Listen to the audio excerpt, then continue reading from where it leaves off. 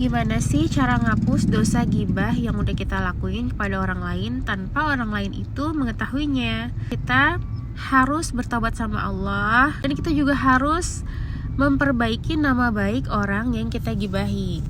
Jadi gibah itu beda sama fitnah ya teman-teman.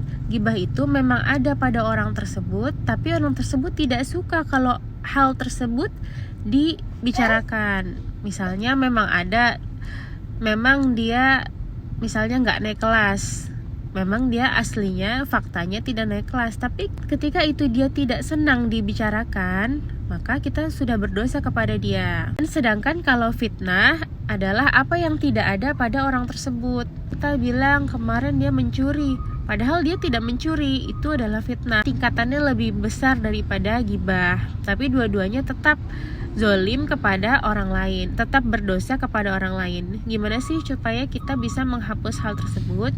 Nah, kita ingat-ingat kembali kepada siapa kita membicarakan orang itu. Misalnya kita membicarakan sama orang A, B, C. Kita duduk kembali dengan orang A, B, C itu, dan kita perbaikin nama baik orang yang kita gibahin. Misalnya kita bilang dia gak naik kelas, atau kita bilang dia bodoh, atau kita bilang dia pemalas. Nah, kita bilang lagi, sebenarnya dia itu udah berusaha keras loh.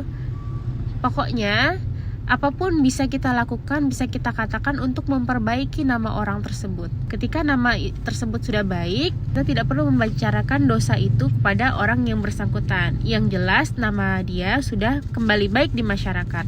Tapi ada berapa banyak telinga yang mendengar gibahan kita? Ada berapa banyak telinga yang mendengar fitnah-fitnah kita? Berat banget kan dosanya? Apalagi kalau misalnya kita nggak bisa melakukan itu dan kita harus meminta maaf pada orang yang bersangkutan. Kita nggak bisa memperbaiki nama baik dia, dan kita harus meminta ridhonya. Gimana cara kita ngomongnya? Maaf ya, kemarin aku ngomongin kamu gini-gini. Pastilah dia sakit hati. Sedangkan Allah hanya memaafkan dosa-dosa kepada Allah.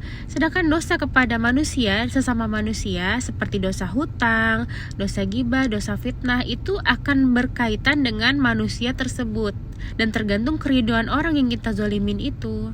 Jadi jangan sembarangan ya.